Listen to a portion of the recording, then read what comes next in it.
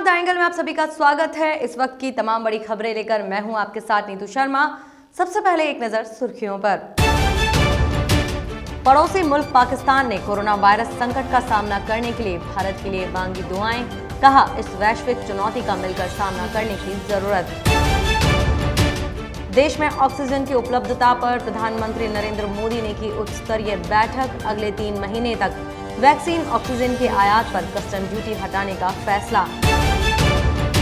न्यायमूर्ति एन वेंकट रमन्ना ने देश के 48वें चीफ जस्टिस ऑफ इंडिया के तौर पर ली शपथ। राष्ट्रपति रामनाथ कोविंद ने दिलाई पद की शपथ। और दूसरी बार कोरोना संकट काल के बीच मनाया गया राष्ट्रीय पंचायती दिवस। मुख्यमंत्री अशोक गहलोत ने दी शुभकामनाएं। कहा, पंचायती राज व्यवस्था लोकतंत्र का आधार। पड़ोसी मुल्क पाकिस्तान ने कोरोना वायरस संकट का सामना करने के लिए भारत के लिए दुआएं की हैं। साथ ही पाक ने भारत के लिए मदद का हाथ बढ़ाया है। प्रधानमंत्री इमरान खान ने ट्वीट के जरिए भारत और दुनिया में कोरोना वायरस से जूझ रहे लोगों के जल्द स्वस्थ होने की कामना की।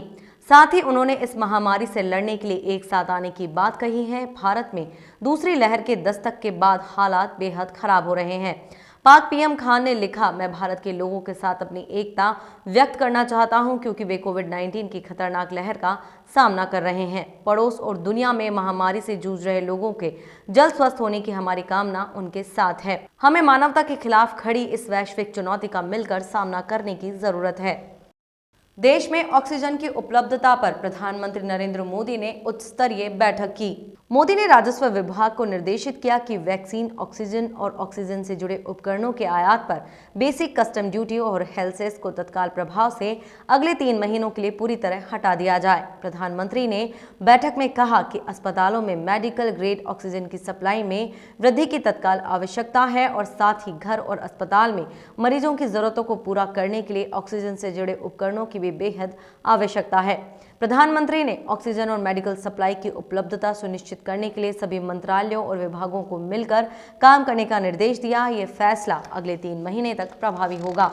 राष्ट्रीय पंचायती राज दिवस के मौके पर प्रधानमंत्री नरेंद्र मोदी ने अपना संबोधन दिया। मोदी ने कहा कि पंचायती राज दिवस का यह दिन ग्रामीण भारत के नवनिर्माण के संकल्पों को दोहराने का एक महत्वपूर्ण अवसर होता है।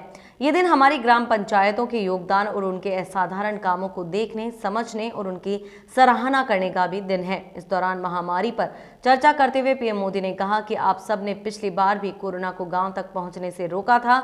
इस बार फिर से गांवों की पहरेदारी करने का वक्त आ गया है। उन्होंने कहा कि हम सबको मिलकर कोरोना को गांव तक पहुंचने से रोकना होगा। प्रधानमंत्री मोदी ने वीडियो कॉन्फ्रेंसिंग के जरिए स्वामित्व योजना के अंतर्गत ई संपत्ति कार्डों के वितरण का शुभारंभ किया। भारत के सुप्रीम कोर्ट को नया मुख्य न्यायाधीश मिल गया है। न्यायाधीश एन वेंकट रमन्ना ने देश के 48वें चीफ जस्टिस ऑफ इंडिया के तौर पर शपथ ली। राष्ट्रपति रामनाथ कोविंद ने उन्हें पद की शपथ दिलाई। न्यायमूर्ति रमन्ना का शपथ ग्रहण कार्यक्रम राष्ट्रपति भवन में आयोजित हुआ। सीजेआई का यह कार्यक्रम काफी संक्षिप्त ही रहा। समारोह में उपराष्ट्रपति एम वेंकैया नायडू, प्रधानमंत्री नरेंद्र मोदी और कानून मंत्री रविशंकर प्रसाद उपस्थित थे। न्यायमूर्ति रमन्ना ने ईश्वर को साक्षी मानकर पद की शपथ ली।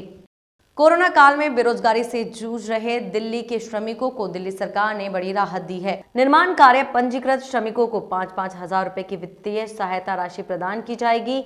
कुल 2,10,684 निर्माण श्रमिकों को ये राशि प्रदान की जाएगी। दिल्ली सरकार ने पिछले दिनों निर्माण श्रमिकों के लिए 52.88 करोड़ रुपए जारी किए थे। दिल्ली सरकार के अधिकारियों के अनुसार सरकार की ओर से अब तक 1,05,750 श्रमिकों के बैंक खातों में 52.88 करोड़ रुपयों की सहायता राशि दी जा चुकी है। बाकी सभी को भी आने वाले दिनों में यह सहायता राशि भेज दी जाएगी। कांग्रेस के पूर्व अध्यक्ष राहुल गांधी ने ऑक्सीजन की कमी के चलते दिल्ली के एक अस्पताल में 20 मरीजों की मौत होने पर दुख जताया और पीड़ित परिवारों के प्रति संवेदना व्यक्त की।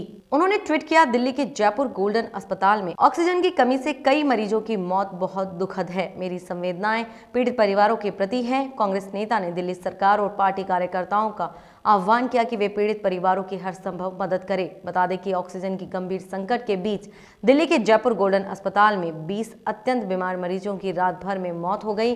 अधिकारियों ने यह जानकारी दी। कोरोना वायरस की दूसरी लहर इस समय सबसे ज्यादा खतरनाक है और इस लहर के चपेट में लाखों लोग आ रहे हैं। इस बीच राष्ट्रीय स्वयं सेवक संघ के महासचिव दत्तात्रेय होसबले ने कहा कि कोविड-19 महामारी ने एक बार फिर देश में चुनौतीपूर्ण स्थिति पैदा कर दी है। उन्होंने आगे कहा कि राष्ट्रीय स्वयंसेवक संघ के कई कार्यकर्ता समाज की जरूरतों को पूरा करने के लिए देश भर में विभिन्न तरह से सक्रिय हैं। इसी बीच आरएसएस के महासचिव दत्तात्रेय होसबले ने भारत विरोधी ताकतों पर सवालिया निशान खड़ा किया। लोकसभा अध्यक्ष ओम बिरला ने राजस्थान में ऑक्सीजन की उपलब्धता को सुनिश्चित करने के लिए होम सेक्रेटरी से चर्चा की। ओम बिरला ने राजस्थान में ऑक्सीजन की उपलब्धता को सुनिश्चित करने के लिए कहा कि राज्य में ऑक्सीजन के परिवहन के लिए टैंकर की कमी है, तो ऐसे में ऑक्सीजन परिवहन के साधन भी उपलब्ध कराने को कहा। इसे लेकर होम सेक्रेटरी ने आश्वस्त किया कि राजस्थान में ऑक्सीजन एवं अन्य व्यवस्था की उपलब्धता के लिए काम करेंगे, परिवहन के लिए टैंकर उपलब्ध कराएंगे। ओम बिरला ने कहा कि आपदा की इस घड़ी में केंद्र और राज्य के अधिकारी मिलकर काम करें ताकि अधिक लोगों को लाभ मिल सके।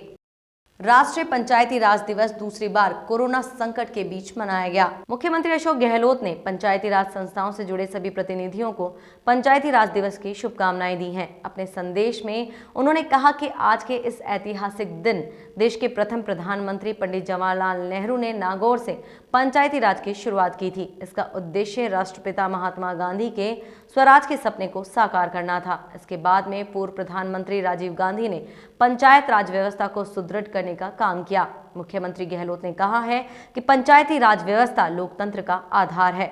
उन्होंने पंचायती राज संस्थाओं को मजबूत करने की अपील करते हुए कहा कि ये संस्थाएं मजबूत होंगी तभी हर व्यक्ति सशक्त हो सकेगा और लोकतंत्र आमजन के करीब तक पहुंचेगा। केंद्रीय कृषि राज्य मंत्री कैलाश चौधरी और प्रदेश के कृषि मंत्री लालचंद कटारिया ने पंचायती राज दिवस पर सभी को शुभकामनाएं दी हैं। राजस्थान के चिकित्सा एवं स्वास्थ्य मंत्री रघु शर्मा ने बताया कि राजस्थान सरकार कोरोना के अलावा अन्य बीमारियों के लिए भी गंभीर है। उन्होंने कहा कि कोरोना के अलावा अन्य बीमारियों से पीड़ित मरीजों के लिए गांवों में 272 मेडिकल मोबाइल वैन संचालित की जा रही है। यही नहीं, इस संजीवनी द्वारा भी दूर दराज के व्यक्ति को मोबाइल के माध्यम से चिकित्सकों से चिकित्सकीय उपचार परामर्श लेने की सुविधा उपलब्ध करवाई गई है। मेडिकल कॉलेज या जिला स्तर पर रैपिड रिस्पांस टीम का गठन किया जा चुका है। जिले में पॉजिटिव पाए जाने पर मेडिकल कॉलेज स्तर की रैपिड रिस्पांस टीम सर्वप्रथम पहुंचकर अपना कार्य संपादित करेगी। रोगियों के उपचार स्क्रीनिंग के लिए जिले में उपलब्ध मोबाइल मेडिकल यूनिट व मोबाइल मेडिकल वैन का उपयोग किया जा रहा है। खबरों का सिलसिला यूं ही जारी रहेगा। देखते रहिए द एंगल। नमस्कार।